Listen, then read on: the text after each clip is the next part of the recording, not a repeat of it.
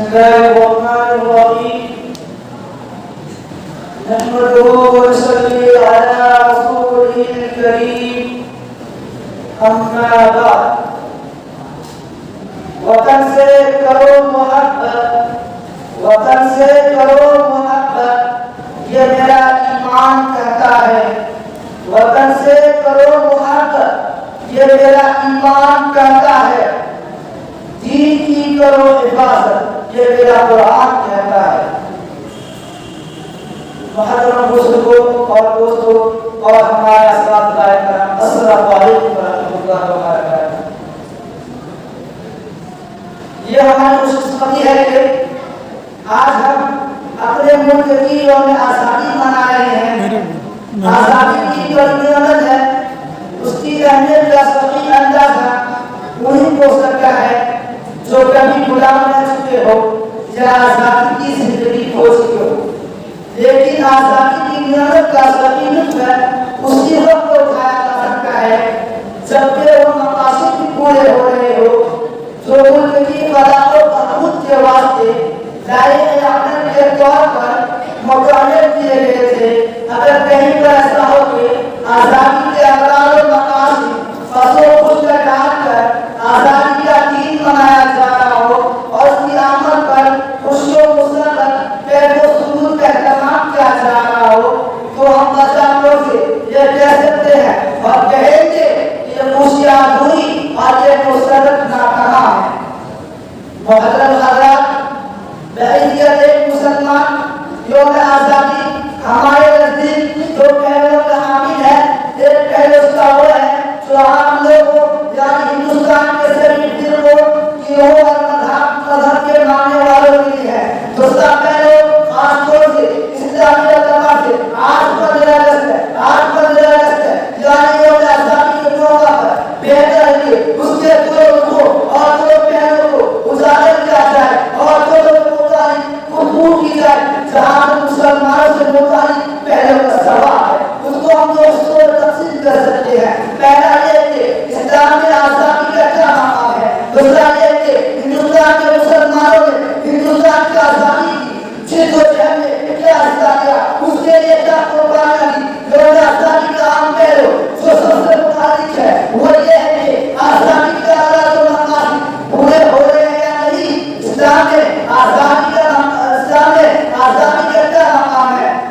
اور اسلام آزادی کی زندگی کو غلامی پر کس طرح ترجیح دیتا ہے اس کو جاننے کے لیے زندگی کا مطالعہ کی ضرورت ہے جس میں اس موضوع سے متعلق مستقل افراد قائم کیے گئے ہیں میں یہاں ان تمام باتوں کا احاطہ نہیں کر سکتا البتہ مختصر اور اسماعیل طور سے یہ بتانے کی کوشش ضرور کروں گا کہ اسلام نے آزادی کو کیا درجہ حاصل ہے اسلام نے آزادی کو کیا درجہ حاصل ہے اسلام کے نزدیک اصل ہر انسان آزاد ہے یعنی بنیادی طور سے اسلام ہر انسان کو آزاد تسلیم کرتا ہے کیونکہ حضرت آدم علیہ السلام اور حضرت حوا علیہ السلام جس انسانوں کی یہ ساری سب وجود پائے وہ آزاد پیدا ہوئے تھے پورا ہمارا زندگی اسلام کے نزدیک اوپر سے جانی ہوئی اور سائز کی ہوئی زندگی ہے ساری ضرورتوں کو دور کر دینے کے لیے اسلام مالک ہدایت دیتا ہے اسلام میں ترتیب دیتا ہے اس کے بعد غلام کو وہ انہیں آزاد کر دے اور اس حکم پر عمل کرنے والا اسلامی تعلیمات کے مطابق اللہ تعالیٰ کے یہاں عدل و انصاف کا مظاہرہ پاتا ہے یوم آزادی کی اسلام میں پتہ چلتا ہے کہ اگر کوئی ہنسی مذاق میں بھی اپنے غلام کو آزاد کرے تو اس کا مذاق بھی اسلام کے نزدیک حقیقت پر مقبول کیا جائے گا اور وہ غلام آزاد ہو جائے گا اگر کوئی شراب کی کرنے میں آ کر اپنے غلام کو آزاد کرے تو اس کا بھی اعتبار کیا جائے گا سرکار دو عالم کاشتکار مدینہ احمد مصطفیٰ رسول خدا صلی اللہ علیہ وسلم ایک حدیث میں ارشاد فرمایا کہ تین چیز ایسی ہے ان کی حقیقت کو حقیقت ہے ہی ان کا مذہب کی حقیقت کو مقبول کیا جائے گا حضور پاک محمد مصطفیٰ صلی اللہ علیہ وسلم نے ان تین چیزوں میں اس کو بھی شمار کرا کے کہ کوئی شخص اپنے غلام کا روٹی کو مذہب کے طور پر آزاد کر دے اسلام غلامی کی زندگی گزارنے والوں کا آزادی کی دولت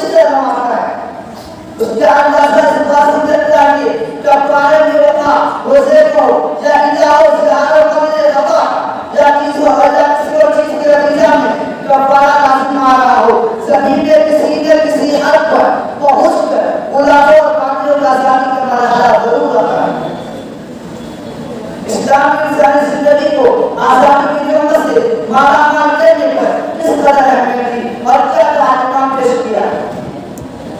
اس کا پورا اندازہ لگانے کے لیے اسلامی تعلیمات کا قبول مطالعہ کرنے کی ضرورت ہے۔